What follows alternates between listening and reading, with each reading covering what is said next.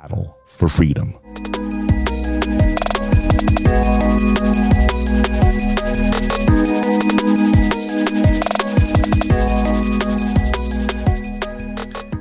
Hello, everyone. This is Watson Prunier from Battle for Freedom on Mojo 5 Radio. There is nothing wrong with, repeat, there is nothing wrong with your screen.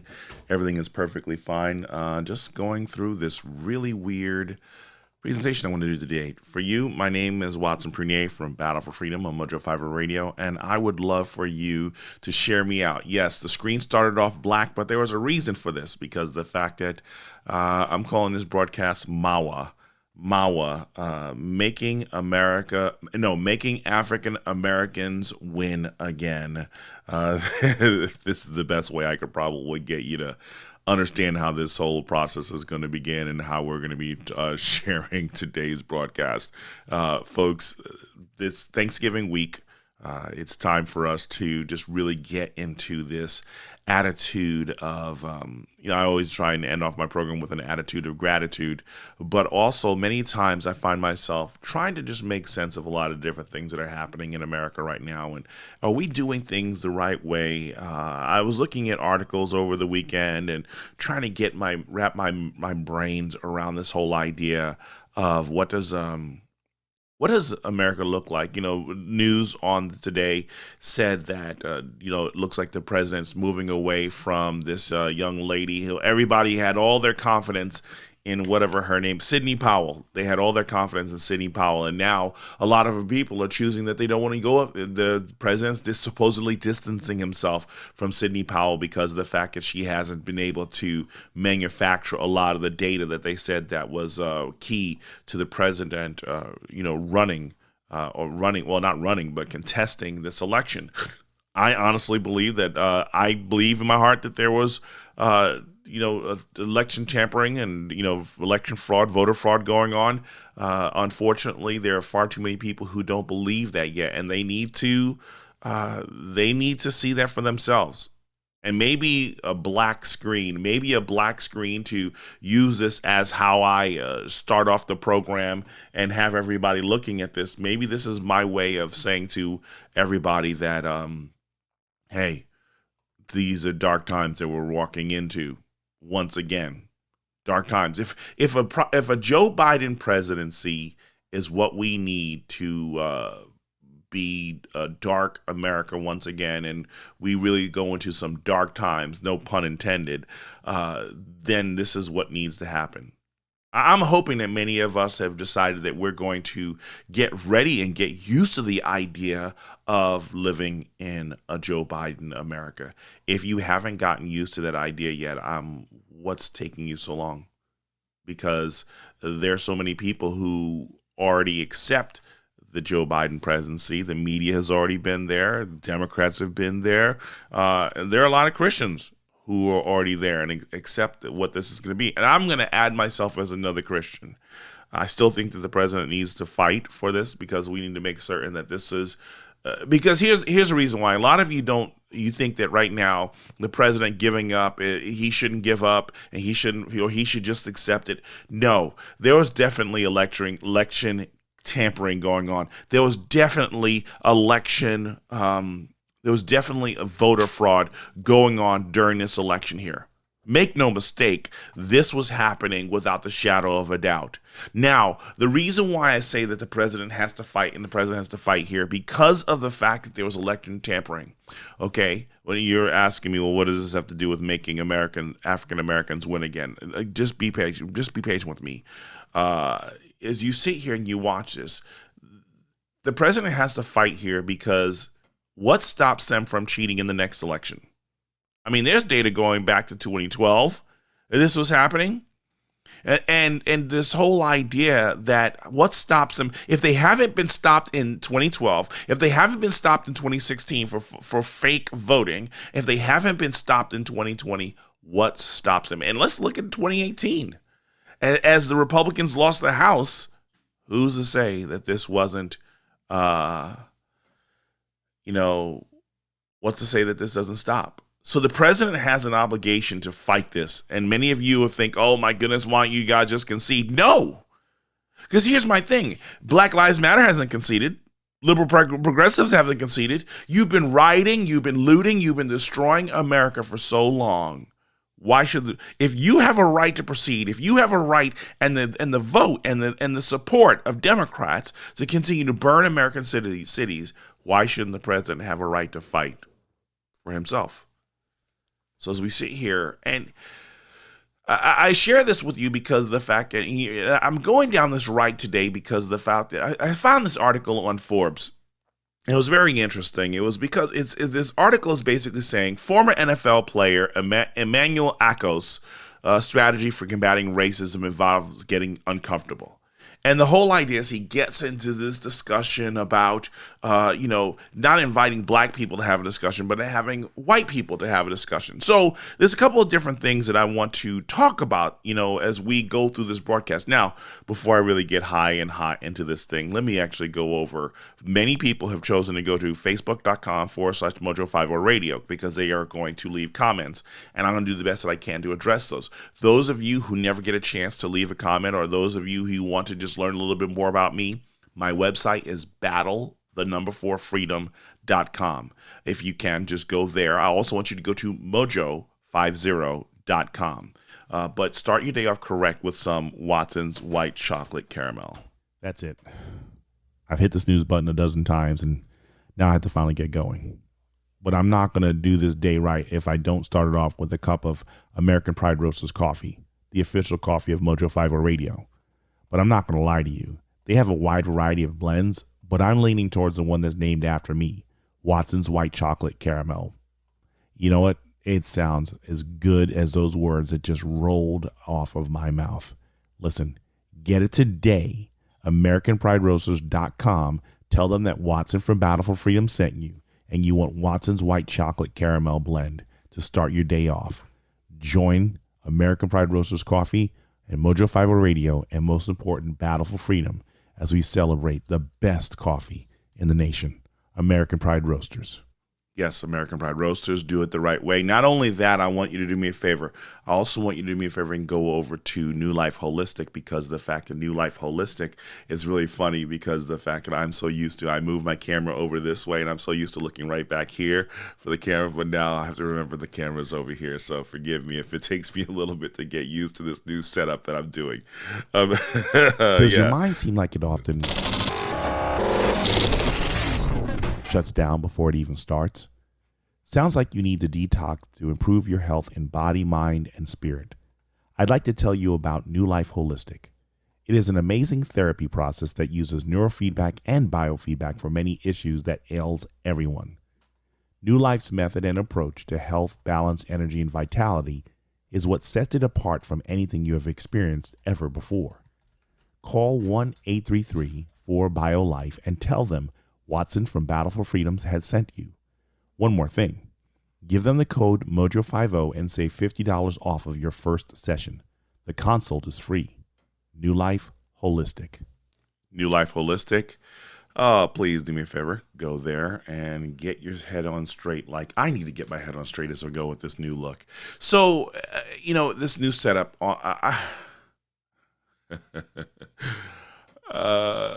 Now a lot of people are getting ahead of me in the comments here when you look at them on, if you go to Facebook, there's a lot of great comments on there. And I'll get to your comments in a minute here.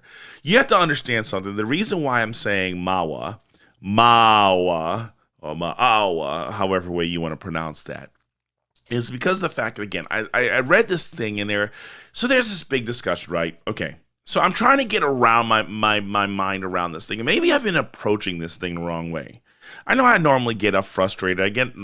I'm just like tired of the discussions on racism because I feel like Andrew Specht said, the idea that we are dealing with Obama, that America, because it seems like every time we have a Republican president, there's a moral dilemma of racism and hatred towards blacks, minorities, women, Muslims, it doesn't matter, immigrants. For some strange reason, every time we have the threat of Republican leadership, conservative leadership, there's a threat to the nature and well-being of minorities. For some strange reason, the world is going to come to an end, and there's nothing that we can do to overcome the racism where we are in America. That America has so many long strides to reach. And so I'm going to break this down to you in a few different things. And it's going, because it seems like removing whiteness from America, or as Raquel from Room 13 with Eric would say, whiteness. We need to remove the whiteness from America. So the first phase of this whole process, and we have to understand something here, folks. This is very key to us making a change in America and making it the right way, because obviously America hasn't done enough. America hasn't done enough to basically say it is overcoming its issues of racism, because for some strange reason we keep coming back to this subject. We keep going back to this, and I don't understand why racism keeps coming up, but somehow America keeps failing. So let's get into what I believe it was Andrew who said this. Yes, Andrew had said this earlier. Point one: de-whiting the White House, de-whiting, unwhiting. Whatever way you want to say this, we have to get Whitey out of power if that's the way we're going to start with this whole aspect here. So let's start with this whole idea of removing, making the White House black, making the White House minority, making a black White House, a female White House, a gay White House, whatever way we want to do it, because that seems like that was the emphasis and the grit for the Democrat Party for so long. I mean, even think about it. You look at the candidates, they took a model from the 2016 model of the Republican, primaries, and they did the same thing as well. That for some strange reason, they weeded it out again to a white person being the president in 2016 and in 2020. But for some strange reason, they have to go this route. So I want to focus on blacks again for the time being, because for some strange reason, there's a lot of disgruntled black people. Many of them are Christians in this country, and I'm trying to wrap my mind around it, because I would think in 2008, when Barack Obama was made president of the United States of America, that was the first effort in de-whiting the White House. And so I'm sitting here thinking, so how in the world did we become racist? Because you do recognize that blacks only represent 13 to 17% of the U.S. population. So that means that there is no way that the black vote could have been critical in making Barack Obama president of the United States of America in 2008 and 2012. So there was no way that blacks alone would have to do this. This means that a large percentage of minorities who are non-white, and also you need a large number of people, even from the white population, whether they were Democrat, whether they were Republican, they still had to vote. And I know a lot of friends who are conservatives, who are white, who voted for Barack Obama because they were happy to see, and they wanted to see America have a black president. So you sit here and you think, okay, well, a lot of people, I'm not going to play the videos that we played often. I'm going to get my Obama money, my Obama phone, all that stuff. No. I'm not going to play that, because of the fact that I thought that America had actually come to a place where we believe that America arrived at some particular place. Was it Michelle Obama's famous phrase, for the first time in her life, she's proud to be an American? So in 2008, 2009, we accomplished something that has never been accomplished before, that America is no longer racist. So I'm sitting here and I'm trying to make sense of, if we de-whited the White House, but we're back to this subject of racism in America. And I'm trying to understand, how do we keep getting back here? And again, there's a lot of churches that are so fixated on fixing this racist issue in America. And I'm trying to understand, how is it we still keep coming back to this situation? I mean, there has to be an explanation. There has to be an answer here. Someone explain for me so that I can make sense of this. There are a lot of comments out here. Good morning, Brian, Carolyn, Sarah. Thank you, Jill. So many people who've been decided to be part of this thing here. Welcome to the new delusion. Welcome to the new delusion. Buckle up. That's what Sarah Nichols says. I think it is a delusion. I think it is a delusion to continue to thinking that America has a problem with black people. I was reading a couple of articles today, and one of them I found. Let's move beyond this individual because of the fact that this whole idea of inviting white America to the table to have a conversation, it's old. I mean, but I'm going to keep talking about it because of the fact that everybody else keeps talking about this. But here's one of our white Hispanic hosts, Raquel Lee, says, because the only non-racist people are those who label themselves as Democrats. Yeah, that's pretty much it. Good morning, Dawn. Good morning, Carrie. And so meanwhile, I'll get everybody else in here. Thank you so much for joining here. So we get into this again. There's this conversation. So the White House, when it's all said and done, okay. So we got Barack Obama. We got Barack Obama as president. We almost had Hillary. We have Joe Biden, and we will soon have Kamala Harris in this whole process for where we are when it comes to the nature and the change of America. Lep says de-whiting the White House, turn it into Section 8 housing. I love that one. And that was not racist in any way. And Mojo 50 in no way supports any of the opinions that are being stated by the host or the listeners, because of the fact that the Mojo 50 Radio is a First Amendment supporting platform. So your free speech, carry on and say what you need to. You just remember there's certain words you're not supposed to say, so please avoid those. But Section 8 housing, that's a good one. I like that one. I'm just trying to make sense of this because of the fact that here we are. Where is enough? When is enough? When is enough? What does America have to look like? What does the White House, what does politics have to look like? Because honestly, if you find, I can't remember, I think Prager University, did a video on this. If I'm correct, if it wasn't Prager University, it was either Ben Shapiro or Steven Crowder or what's the guy up from Canada? Or his name will come to me in a minute here. But they did a story where it basically said having black leaders in power in office does not usually bode well for blacks in America. In America, that they don't succeed as well by having blacks in power. And you know what?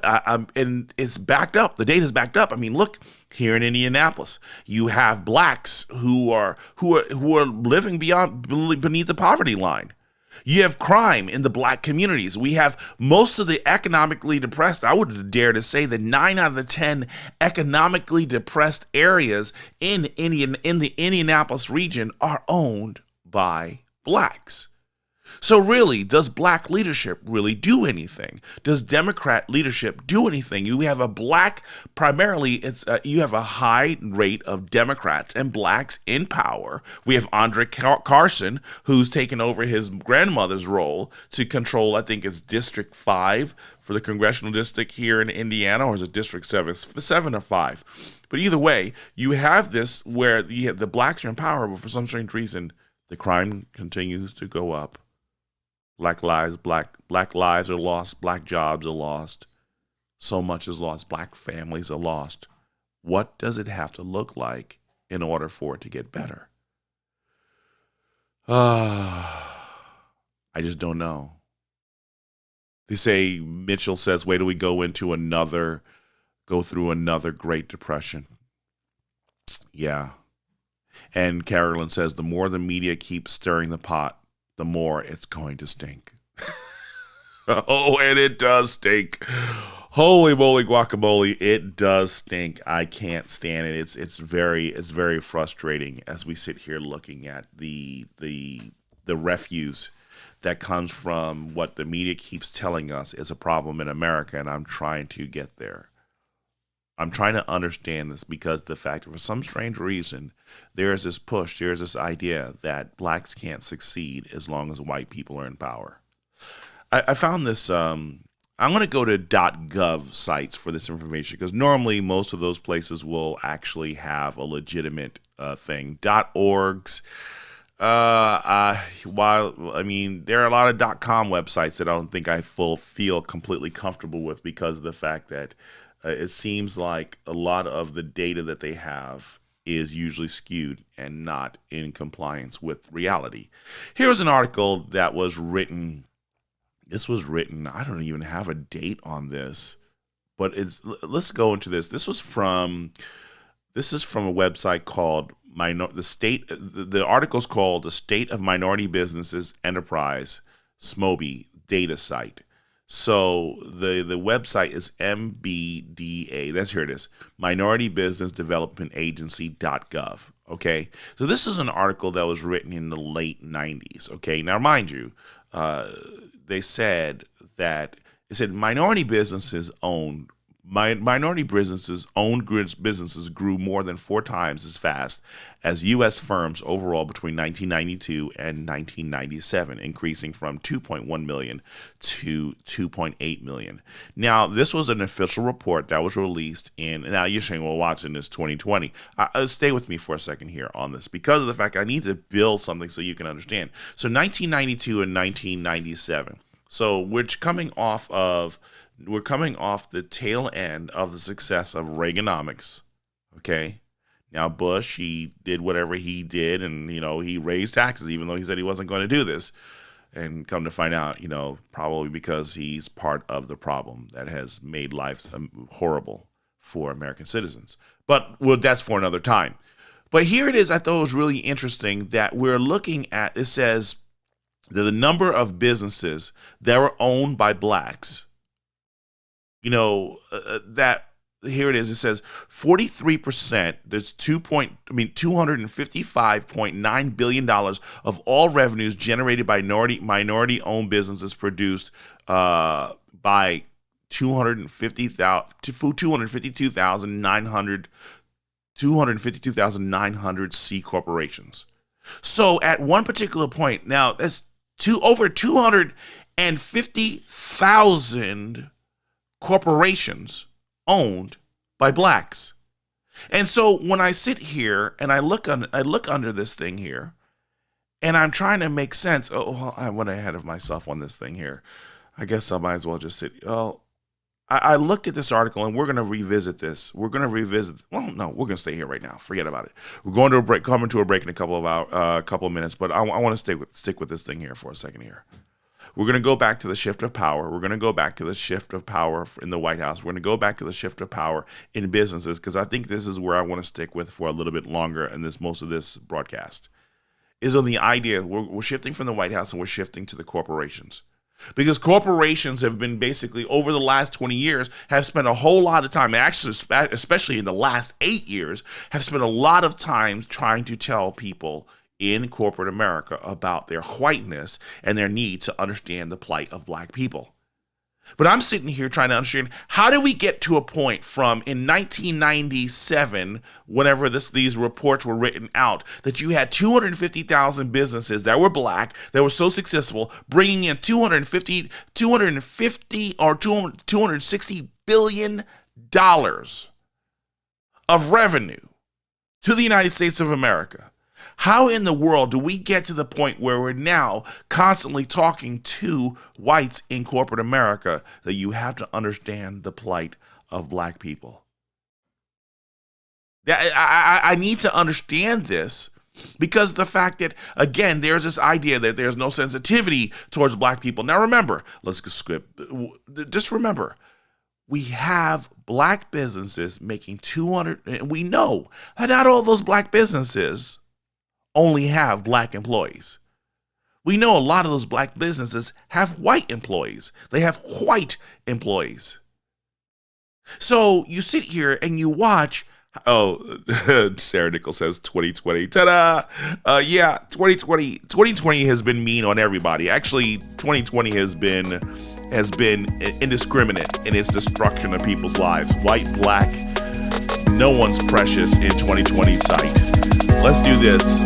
We're going to go back to this black screen, but understand we're still here with Battle for Freedom. I'm your host, Watson Brigade. Talk to you on the flip side. This election will be vital to the health and sustainability of our country. Our role from this day on could steer the election in either direction. Why? The way we treat one another. In John 13:35, Jesus says, "By this all people will know that you are my disciples, if you have love for one another." We know that every election cycle brings out the worst in us. If there was ever a point for honesty, it is in how we act during election season. As much as we would want our candidate to win, attacking a person with contrary opinions only makes them determined to reject our point of view all the more. It may come off as ignorant from them, but we cannot claim innocence if we allow arrogance and disrespect to be the means in which we communicate with those who support the other party or other candidates. Our goal was and will never be to convert voters. Our role is to give them the information needed prior to them casting their vote. It is their choice and right of what they do with that information. Understand, more people are aware of the political corruption and hypocrisy than they wish or want to admit. So there's nothing for us to prove. Choose to be people who invoke change rather than people who irritate and strain. Dale Carnegie once wrote, "A man convinced against his will is of the same opinion still." In other words, give people the room to make their own mistakes. Without seeing that they were wrong, they would be blind to see what is right. Remember, every soldier present and gone have fought for the right of every American citizen to vote their own conscience. To insult and ridicule people for exercising their liberty to vote for their candidate is to also desecrate the efforts, memories, and sacrifices made by our heroes for said liberty. Please, show respect. Our nation depends on it.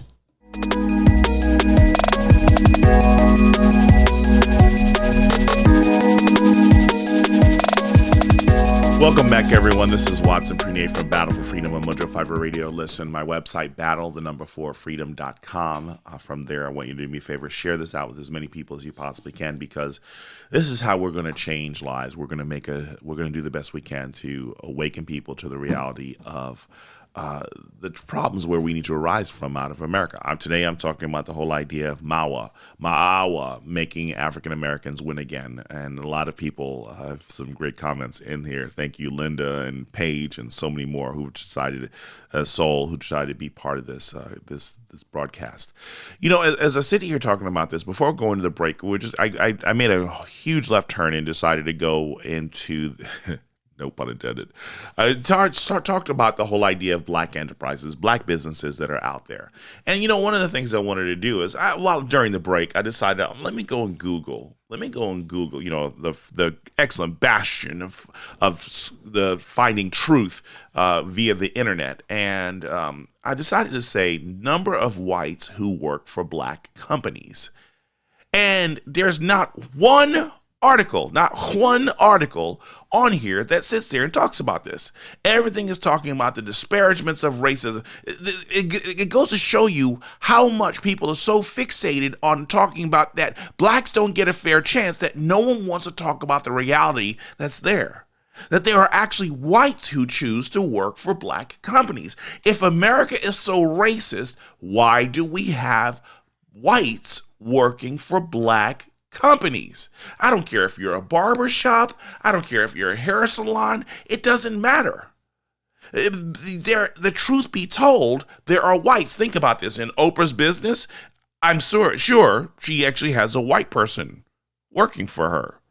Let's see. A lot of black successful businesses probably have white accountants and white attorneys working for them. So as you sit here and we keep talking about this whole problem of how America is so racist and America doesn't want to move beyond its racism because we keep coming back to this situation, I'm trying to understand, how is it that if America is so racist, why would whites elect a black president? Why would whites work for a black president, a black company owner, a black CEO? Why would they do it? Carolyn, why did you say that? Carolyn Crouch says, God made people in different colors so we can learn to love one another for the individual. God loves everyone. He doesn't look at colors. No, stop. Don't say that stuff. People don't want to hear that. Trust me. Because you now get into that whole aspect of the church and Christ and all that stuff. I'm going to get there. You're going ahead. You're pushing me faster than I want to go here. Slow down. But keep writing. Keep commenting.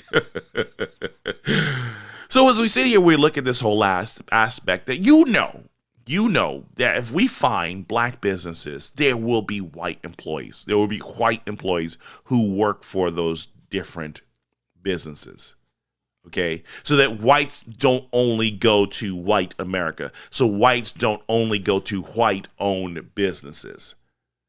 Because there is this language in here that whites don't want to submit to blacks. Even though it took a lot of white votes to elect a black president and trying to submit to him. Okay?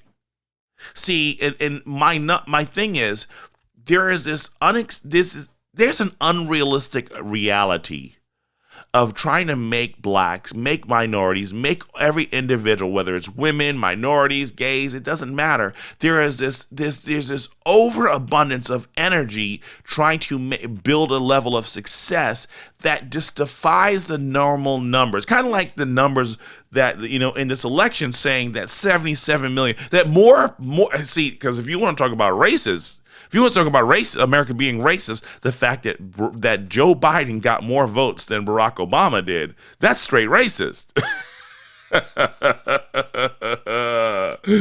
He got more votes than you legally can have votes, but oh my goodness, that's straight racist.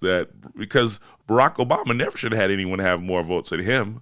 I mean, you had people cross the aisle to vote for Barack Obama, but somehow, some way, Joe Biden still beats that number.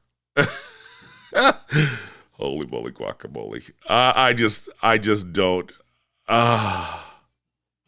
Yes. And so Tim, he basically has a great question. So why would there be a Watson white caramel coffee? White chocolate caramel coffee. Because I'm white. I've renounced my race. I've renounced my color as I've been accused of by people in the church. Folks, these are some of the different things that it just runs through my mind as I try to understand this. Yes, they were fake votes. I understand that, Andrew. I definitely understand it. Anyone with common sense understand there were fake votes out there. But thank you for sharing. Keep commenting.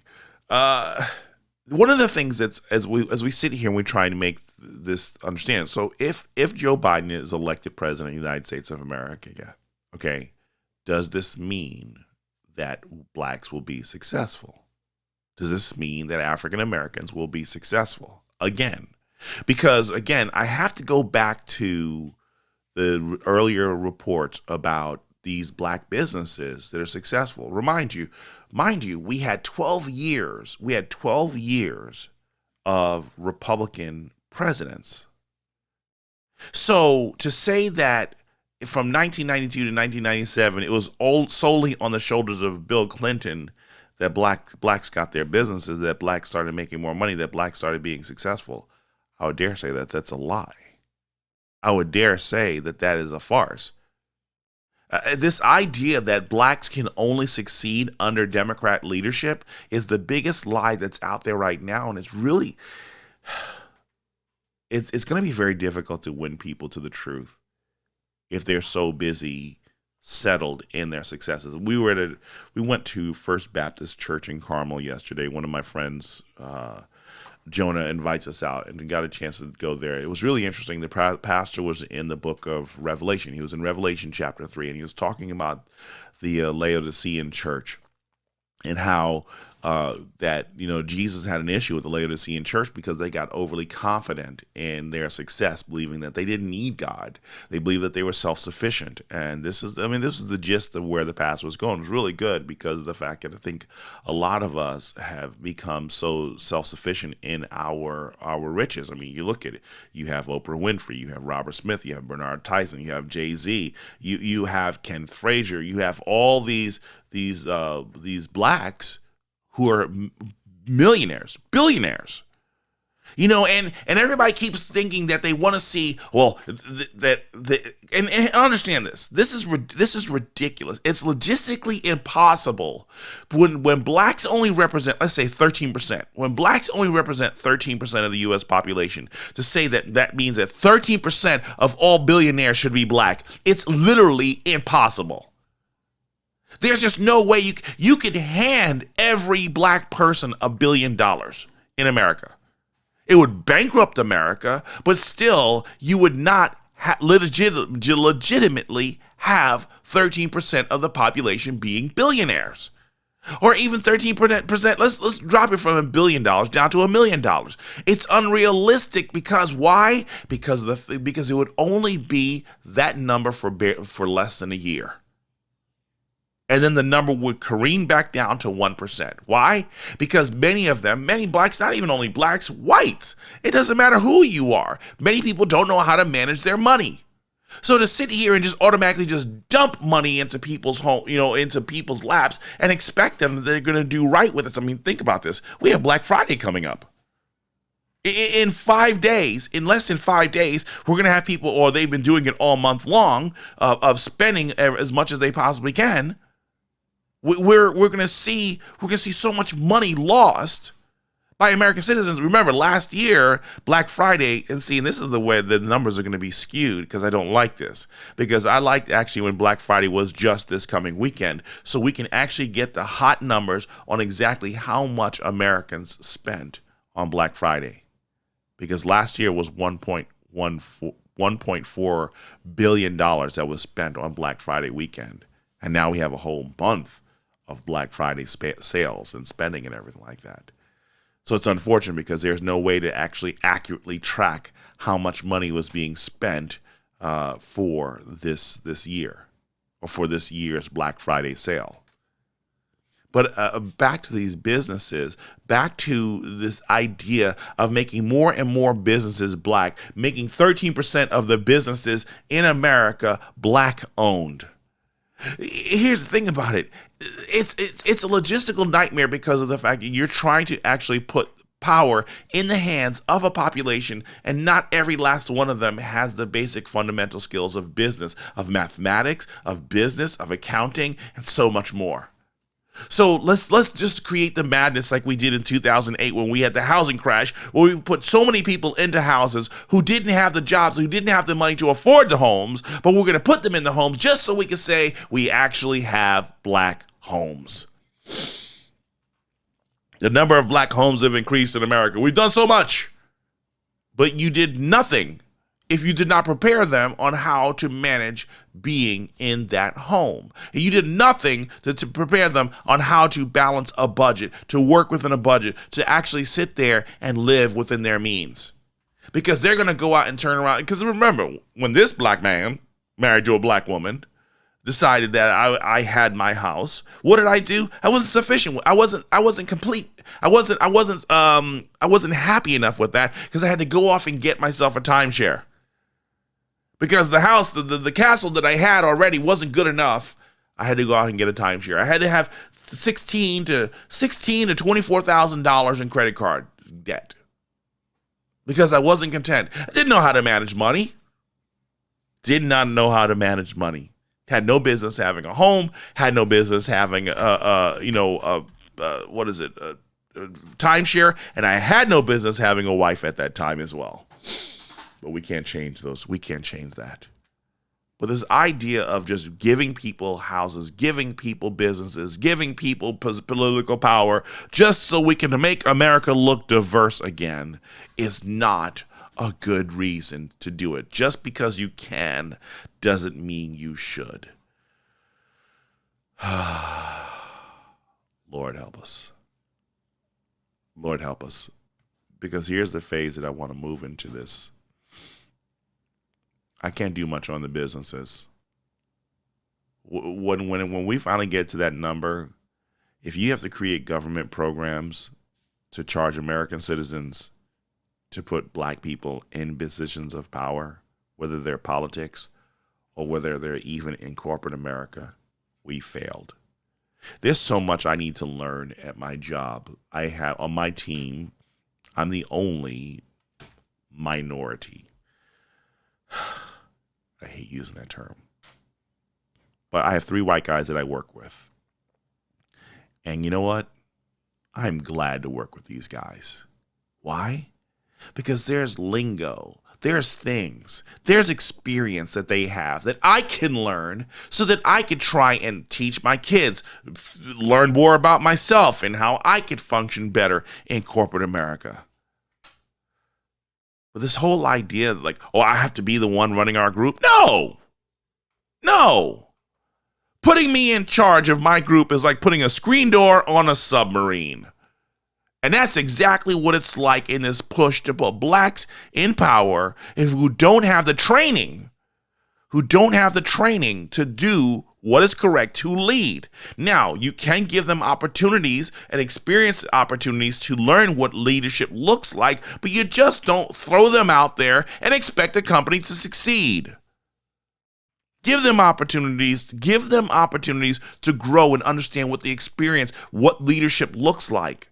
How do you make that happen? It's not about putting them in positions of power, but putting them in connection with people in positions of power so that they can sit down and learn. Let's get into this. Let's get into the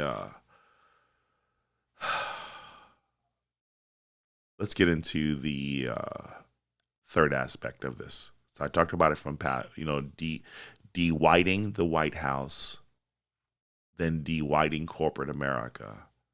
How about de-whiting God's house? Here's one I want to stick with for a second because this is the one that actually, honestly, out of all of them, breaks my heart the most. A couple of terms that, well, you know what? Before I do that, let me just do, let's do cat coolers because this is going to get really emotional for me. When the world is going to hell in a handbasket, you need rugged. You need strong. You need durable. You need cat coolers. These are the best coolers on the market in 27, 55, and 88 quart. Go to catcoolers.com and give them the code Watson to save 10% on your purchase. Don't settle for those substandard containers that melt, leak, and destroy your memorable moments. Tell them that Watson from Battle4Freedom sent you. Cat Coolers.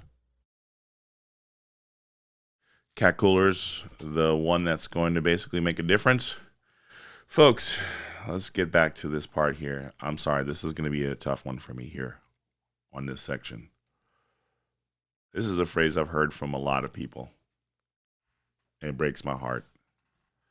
Whites do not want to sit under black pastors.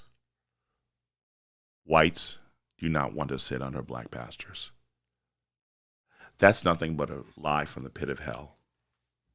I've been in so many churches where whites have sat under black pastors, only to sit there. I was at Eastern Star Church, the largest black church here in Indianapolis, and I heard the pastor sit there, the main pastor, constantly make black people to be the heroes in the Bible, and all the evil people in the Bible were white.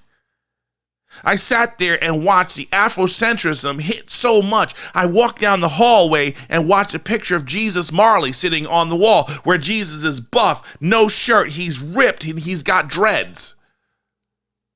When we sit here saying, well, Jesus didn't have blonde hair and blue eyes and everything like that, we take it further to make him look like, was it the kid who played Apollo Creed's son? Was it Michael Jordan? That we sit here and we go out of our way to go from one extreme to the other extreme and say that whites don't want to sit there. I sat in that church. When they were 14,000 strong, I knew at least a half a dozen to a dozen whites who sat under that leadership.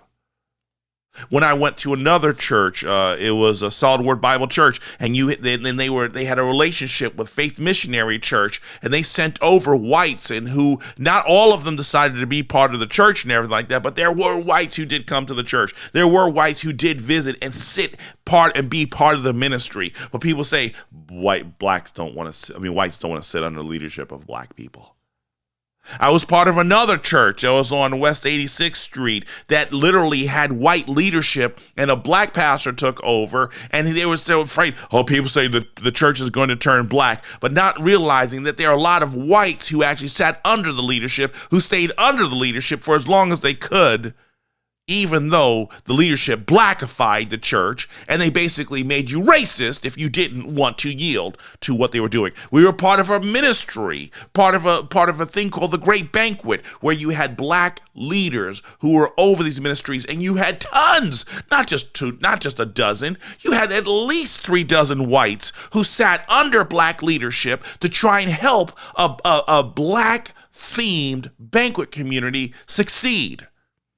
And we say that whites don't want to sit under black. I'm talking about whites from rural America, whites from urban America, suburban America, from rich white America. They sat underneath black leadership.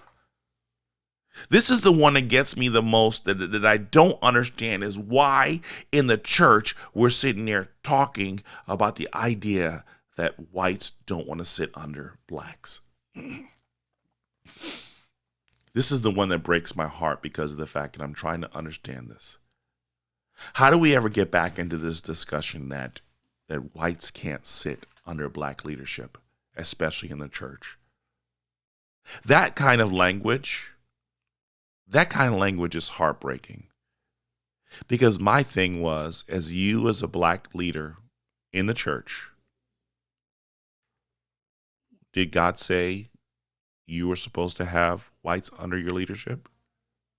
Because if the goal, now I have a friend who's nervous about being a leader to whites because I guess this is going to be a new experience for him. And I'm glad for the whites who are going to join him and be under his leadership, in part of his church and everything like that.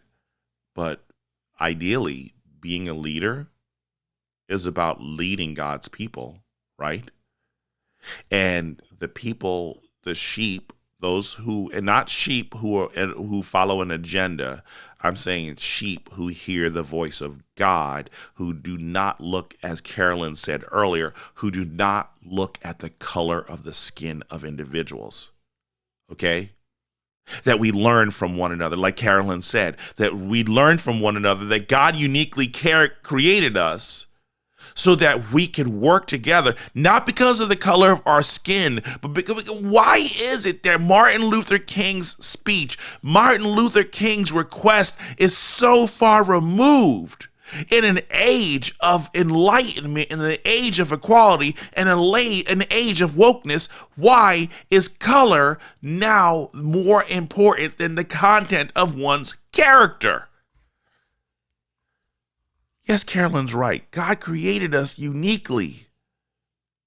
We learn from one another. We see the differences in one another, but it's not the differences that divide us, but it's also the differences because it's not the differences that unite us, it's the similarities that unite us. In the body of Christ, our commonality in Christ is what brings us together. I have a brother who lives an hour and a half, 90 minutes east of me on the east end of Indiana. This gentleman, he is white. His wife is white. His kids are white. His mother's white. His dad's white. His family's white.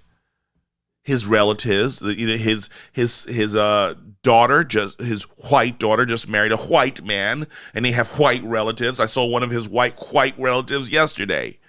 One of my former white co-workers. But they're all believers. They're all Christians.